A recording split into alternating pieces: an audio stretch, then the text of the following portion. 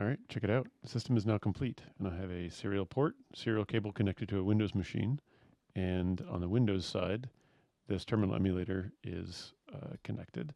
So when I turn on the 6502, the terminal emulator connects, and on the 6502 I'm running WozMon, which is a monitor program that Steve Wozniak wrote way back in the day, and it lets you read and write to any address on the 6502 interactively. So for example, if I just say, FE, that's the value at that memory address. If I do FF00 to FFFF, it dumps that out.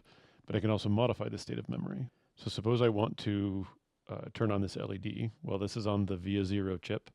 And if I set the A data direction register, which is at C803, to all ones, and then the A register at C801 to all ones, that should turn on this LED. So let's try that. C803, now C801, and the LED turns on. And if I do C803 back to 00, it turns it off. And so I can interactively play around with memory, manipulate peripherals and such. But what I can also do is, here is a program that I wrote in assembly language that will read from this button and write to both of those LEDs at the same time.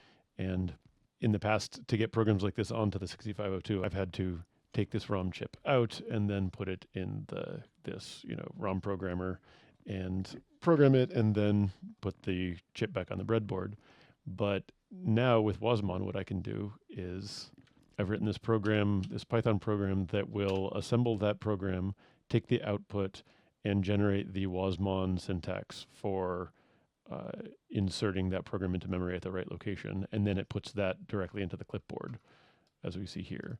And so if we go back to the terminal and then just do Control V, it dumps that program in onto the 6502.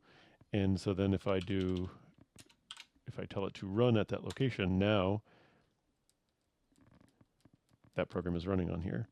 And if I reset the 6502, then it just goes back to WozMon, as we can see over here.